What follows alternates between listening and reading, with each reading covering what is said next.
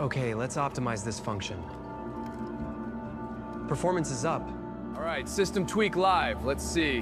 Whoa, the cards, it's happening! Jackpot code deployed, watch this. Jackpot, we won! Yes! That's the power. All right. Sat down at a blackjack table with $5,000 and did something that should have been impossible. He beat the casino's own anti-cheating technology. He wasn't counting cards. He wasn't wearing a hidden computer. He was simply watching, remembering, and exploiting a flaw that the casino had paid millions to create. Over the next 90 days, he would visit a dozen different casinos, win over $500,000, and get banned from every major property on the Strip. And when they finally figured out how he did it, they realized they could not arrest him, sue him, or even prove he had done anything wrong.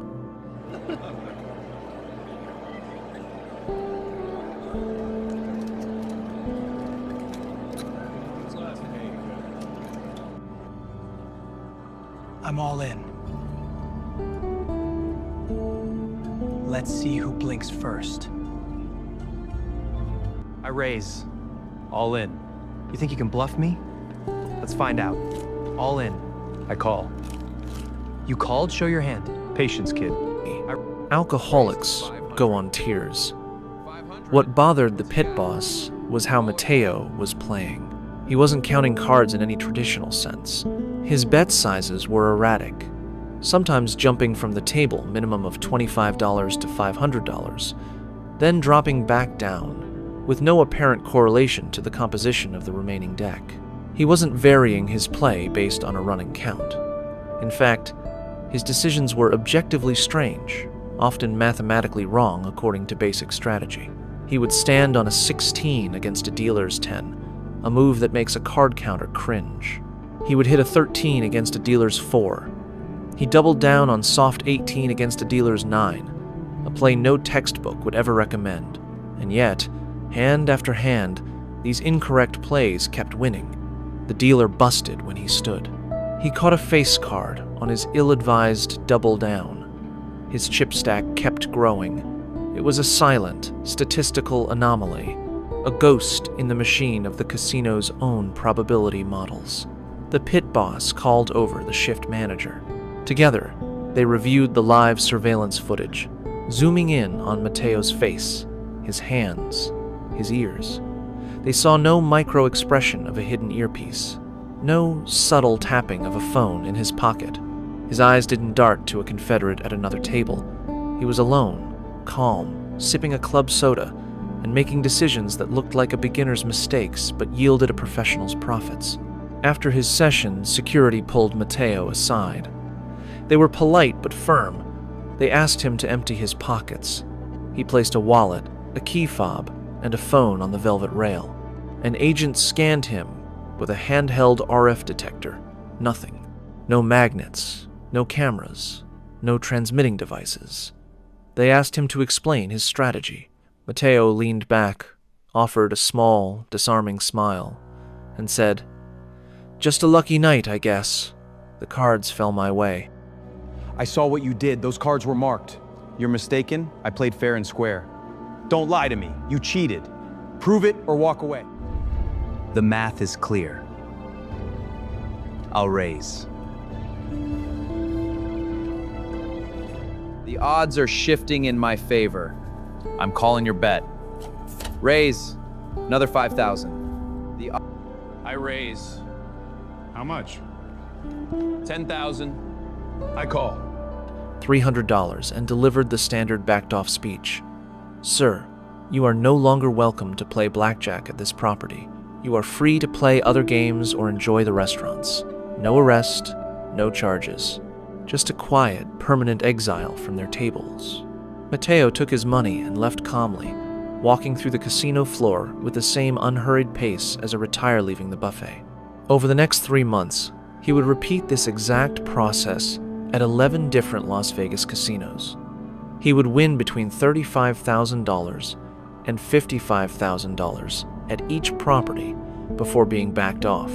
In total, he would walk away with $512,000 using a technique that was completely legal, but that the casino's own surveillance systems designed to catch cheats and card counters could not detect or even fully understand. What Matteo had discovered was not a physical vulnerability. There were no loose screws in the shuffle machine, no dealer error to exploit. What he found was a mathematical vulnerability in the casino's shuffle algorithm itself. It created predictable patterns invisible to human eyes, but as clear as a blueprint to anyone who understood the deep mathematics of pseudo-randomness. And because he used no devices, because the flaw was baked into the casino's own expensive, cheat-proof equipment, there was nothing illegal about exploiting it. The casinos could see the results, the anomalous win rate, the impossible decisions, but they couldn't prosecute him. By the time they identified the flaw and changed their procedures, Matteo had already won his $500,000 and vanished back into the Silicon Valley suburbs. This is the story of how an introverted software engineer found an edge that professional advantage players had overlooked for years. It is a story of algorithms, obsidian focus, and the beautiful loophole where mathematics meets the law. Origins of an unusual mind. Matteo Rojas was born in 1,992 inches, San Jose, California, the son of Mexican immigrant parents. His father was a construction electrician, his mother a cashier at a department store. They raised Matteo with a singular, desperate faith that education was the only ladder out of financial precarity. They pushed him toward math competitions and science fairs, not because they understood the material, but because they understood the prize. Matteo was exceptionally gifted. At 16, he won a state-level mathematics competition for... These algorithms are getting really interesting. I wonder how this applies to cryptography. Maybe I'll ask the professor. He graduated with honors in 2014 and landed a comfortable job at a major tech company in Silicon Valley. By 2023, Matteo was making $175,000 a year, had saved about $90,000, and lived in a modest apartment in Mountain View. To his coworkers, he was the quiet one, the guy who ate lunch at his desk while reading academic papers on game theory. He was financially stable but not wealthy. Certainly not by the grotesque standards of Silicon Valley, where classmates had become millionaires off crypto startups and stock options. Matteo had chosen stability over risk.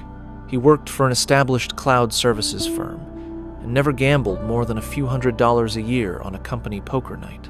But Matteo loved gambling intellectually. He was obsessed with probability theory, the mathematics of ruin, and the delicate dance of edge versus variance. He had read Edward O. Thorp's Beat the Dealer and the memoirs of the MIT blackjack team.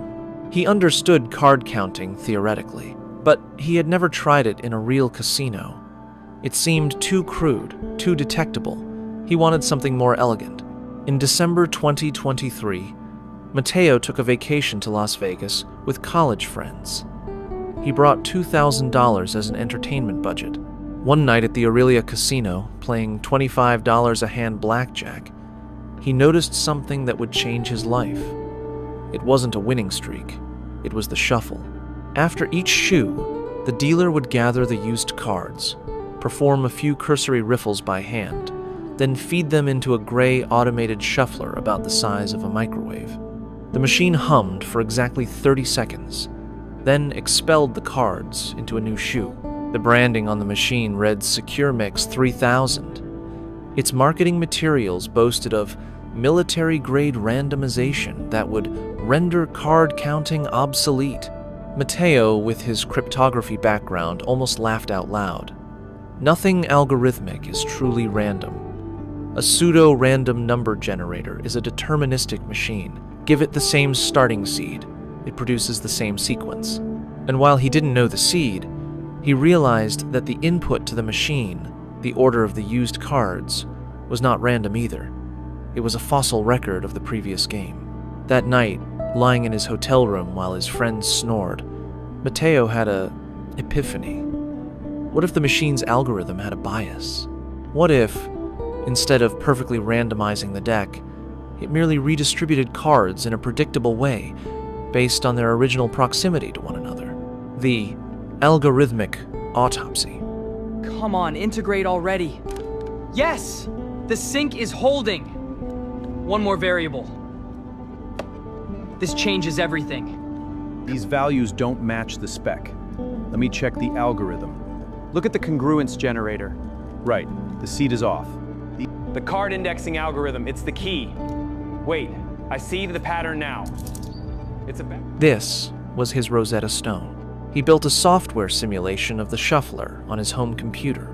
He wrote a Python script that modeled the physical process, a 6-deck shoe, 312 cards, a specific loading procedure, standardized by casino training manuals, and the manufacturer's documented algorithm. He ran millions of simulated shuffles, and he found the bias. It was subtle, almost negligible, about 1.2% deviation from true randomness. But in blackjack, a 1% edge is enormous. The house normally holds a 0.5% edge. If Matteo could claim that 1.2% for himself, he would flip the game in his favor. The specific vulnerability was in how the algorithm treated clumps. In true randomness, the distance between two specific cards after a shuffle should follow a geometric distribution. But in the secure mix 3000, if two cards were within 10 positions of each other before the shuffle, they had a 68% probability of staying within 30 positions of each other after the shuffle. In a world of true randomness, that probability would have been only 42%. This meant that a slug of high cards, say 4 aces and several 10s that appeared together in the last shoe, would tend to stay together in the next shoe. They wouldn't stay in the exact same order, but they would migrate as a cluster. If Matteo could track that cluster through the shuffle, he could predict roughly when in the next shoe those high cards would appear. He tested his theory using online blackjack simulators. He programmed a virtual player who, after tracking one shoe, would bet $25 during the cold zones and $300 during the predicted hot zones. Over 50,000 simulated hands, the virtual player achieved a 3.2% player edge. The question was not whether the math worked. It was whether the math was legal. Matteo spent a week reading Nevada gaming statutes. The relevant law, NRS 465.075, prohibits using any device to predict outcomes. A device is defined as a physical object. The law explicitly carves out an exception for the human mind. Courts had repeatedly ruled that card counting is legal because it is a mental process. Shuffle tracking, no matter how sophisticated, fell under the same protection. As long as he didn't wear a computer or a camera, he was untouchable. In March 2024, he took a week of paid time off, withdrew $25,000 from his savings, and flew back to Las Vegas. The first test. Place your bets, please. Red 25. Split on 17 and 20. Black 17, no more bets. 17. I raise. I call. I fold. Easy game. The first shoe was reconnaissance. Matteo bet the minimum $25 every hand, but his mind was not idle. He was building a mental map. He created a color-coded system. Red for the first quarter of the shoe, blue for the second, green for the third, yellow for the fourth. As each card fell, he noted the high cards' aces, tens, face cards, and assigned them a zone. Ace of spades, early red. King of hearts, late yellow. He needed only a rough map, not exact positions. The bias was statistical, not precise. It took 45 minutes to exhaust the 6-deck shoe. By then, he had tracked roughly 40 high-value cards. He watched as Darlene gathered the discards. She followed the standard procedure. She stacked the cards face down in the order they were played, most recent on top. Then she loaded that entire stack into the secure mix, 3000 as a single block. The machine hummed for 30 seconds. New shoe loaded. Now came the prediction.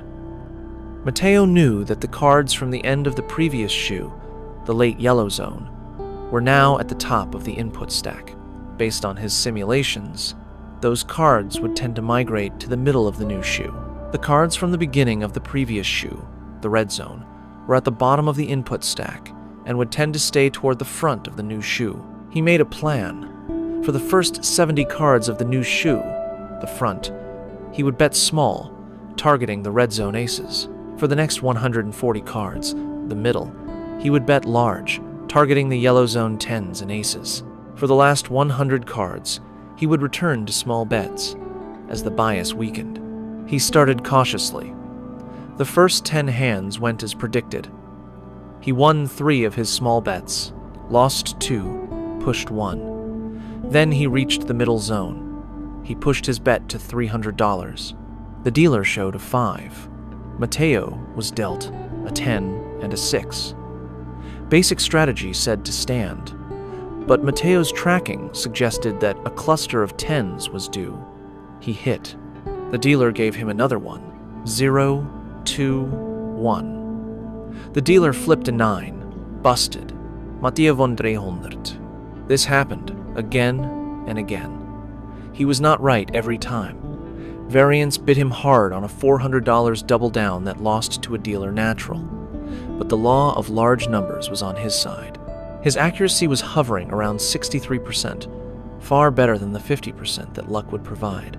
After 3 hours and 6 shoes, Darlene looked at his chip stack and raised an eyebrow. "You're having one hell of a night, honey," she said. Matteo shrugged. Lady Luck.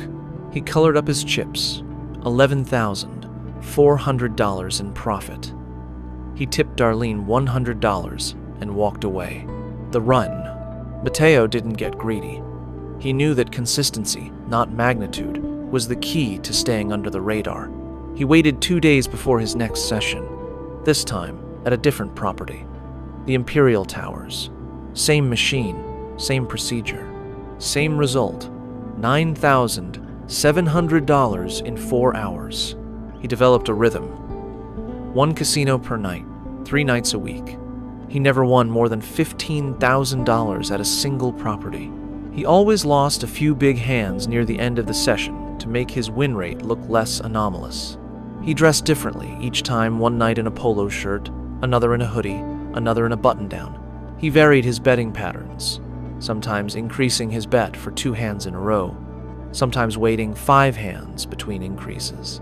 By March 22nd, he had hit 7 different casinos: Grand Lis, Imperial Towers, Regal, Palazzo del Sol, the Mint, Cosmopolitan, and Sands Royale.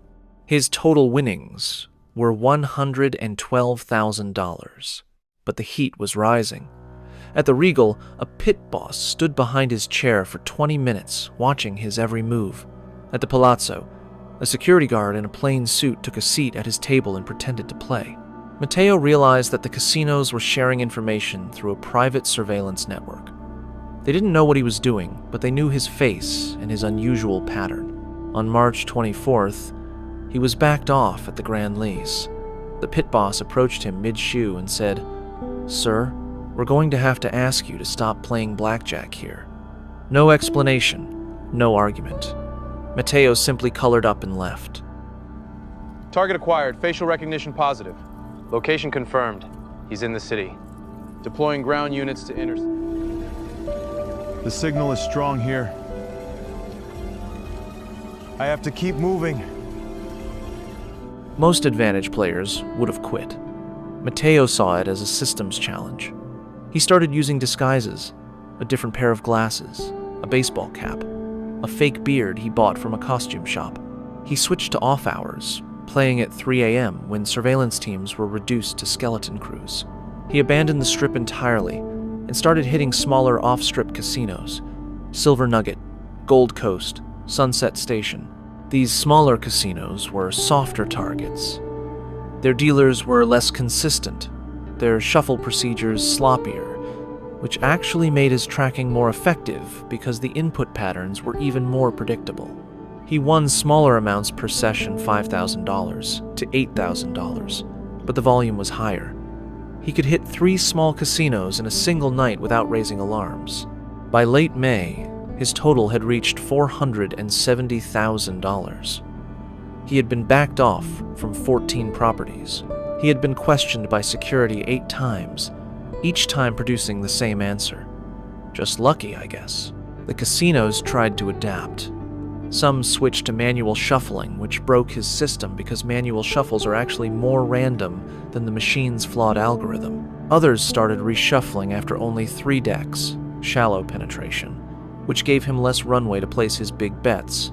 But for every casino that adapted, Matteo found 2 that hadn't. He made one final run in early June, hitting 6 more casinos and adding $42,000 to his total. Then he stopped. His total winnings, $512,000. He had been backed off from 23 casinos. He was now in every surveillance database in Nevada. The window had closed. By June of 2024, Mateo Rojas had become a ghost in the machine of Las Vegas casino security. He was not a famous cheater. He had not pulled off a heist. He was simply a name on a shared spreadsheet, accompanied by a grainy screenshot from a Grand List camera and a single line of notation. Suspected advantage player. Shuffle manipulation. Do not deal blackjack. But behind the scenes, the casino industry was in quiet panic. A team of security directors from 3 major properties convened a private meeting at a coffee shop off the Strip, far from their own surveillance rooms. They shared notes, compared footage, and slowly realized the scope of what had happened. One man, using no devices and no confederates, had systematically extracted $500,000 from their tables, and no one could figure out how. The first serious investigation was launched by the Grand Lice, where Mateo had won his largest single-session profit. Their surveillance team pulled every frame of his 3-hour session and ran it through a behavioral analysis algorithm. They looked for micro-expressions of a hidden earpiece, none.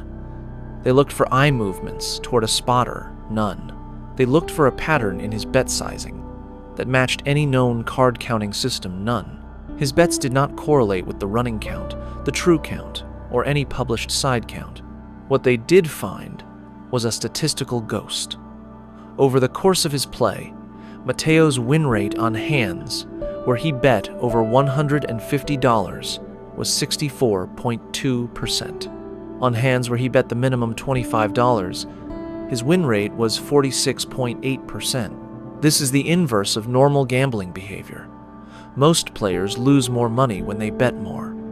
Mateo seemed to know, with better than random accuracy, when the next hand would be favorable.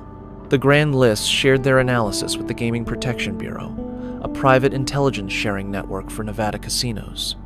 Within days, Mateo's photo was distributed to over 40 properties. Place your bets. Dealing the cards. Bets are closed. The patterns are aligning. Look at these spikes, cross-referencing with the surveillance feeds now. There, the roulette table, the timing is too precise. Flag the The equations are aligning. Now, the next card. The probability shift. She started with the basics. She interviewed the dealers who had dealt to him. Darlene from the Grand Lice remembered him as quiet, polite, tipped well. No dealer reported any unusual behavior. Ikeda then pulled the shuffle logs from the SecureMix 3000 machines. Every modern shuffler logs its operations, timestamps, seed values, output sequences. She requested 3 months of logs from all properties Mateo had visited. She spent 2 weeks running correlation analyses. And then she found it.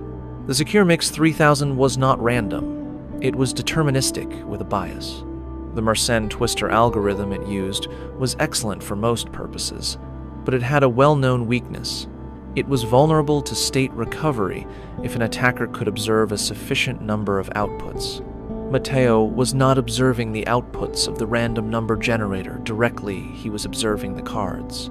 But by tracking the input order, the order of the used cards, and the output order, the order of the shuffled cards, he could create a probabilistic model of the machine's internal state. In simpler terms, the machine had a short memory. Cards that were close together before the shuffle had a statistically significant chance of staying close together after the shuffle. This clump retention was the fingerprint of a flawed randomization algorithm. Dr. Ikeda wrote a 47-page report titled Vulnerability Assessment of the SecureMix 3000 Shuffler. She demonstrated, with mathematical rigor, that a sufficiently skilled player could achieve a 2.8% to 3.5% edge by tracking just 15 to 20 high-value cards through the shuffle. She recommended immediate countermeasures, physical randomization. Dealers should perform at least 3 overhand shuffles before loading cards into the machine, breaking up the predictable input order. Algorithmic patch. Manufacturers should update the firmware to use a cryptographic random number generator, for example AES in CTR mode, instead of the Mersenne twister. Procedural change. Casinos should reduce shoe penetration, reshuffling after 4 decks instead of 5.5, limiting the predictive window. The casinos implemented her recommendations within weeks. The SecureMix 3000 was quietly phased out, replaced by newer models with hardware-based random number generators. Manual shuffle procedures were standardized to include 3 riffles and a strip. The specific edge Matteo had found was closed forever. But by then, Matteo was already gone. The legal question. The casinos wanted blood, or at least their money back. They consulted with gaming attorneys to determine if Matteo could be prosecuted under Nevada law. The relevant statute, NRS 465.075, makes it a felony to use or possess any device to project the outcome of a gambling game. The statute explicitly lists examples: computers, cameras, electromagnetic sensors. The legislative history makes clear that the law is aimed at hardware cheating. Could they argue that Matteo's brain was a device? No. That would criminalize card counting, which the Nevada Supreme Court had explicitly protected in the 1987 case Gaming Control Board v. Rizzo. In that ruling, the court held that using one's intelligence and memory to track cards is not cheating. It is skilled play. Could they argue that Matteo had violated the spirit of the law? The attorneys shook their heads. There is no spirit defense in criminal court. The law is the law. Counsel, present your argument. Your Honor, the evidence shows a clear pattern of fraud. Be specific. What is the evidence? These documents prove the deception. I'll raise. Your move. Call.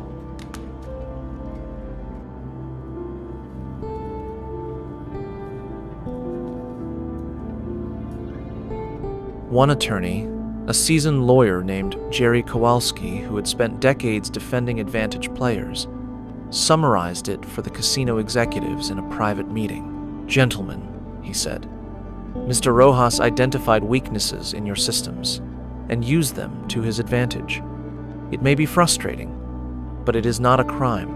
The solution is to improve your procedures, not pursue litigation." In the end, the casinos chose not to escalate the matter. They reviewed their internal systems, made adjustments, and moved forward quietly. Matteo retained his earnings. The man behind the math. Matteo Rojas did not vanish. He returned to his job as a software engineer in Mountain View the following week, as if nothing unusual had happened. He told no one about the full story. His colleagues only noticed he seemed calmer, more focused, and slightly different in demeanor. He remained responsible with his finances. He reported his earnings as miscellaneous income and ensured everything was properly documented. He preferred to keep his financial life transparent and in order, understanding that clarity mattered more than attention. With his remaining funds, he paid off his student loans, made a down payment on a modest home in San Jose, and invested the rest in a diversified index fund. He also made a small donation to a scholarship supporting underrepresented students in mathematics. After that period, he stepped away from gambling entirely. The legacy. Matteo Rojas's method was not magic. It was not a glitch in the matrix. It was a cold, elegant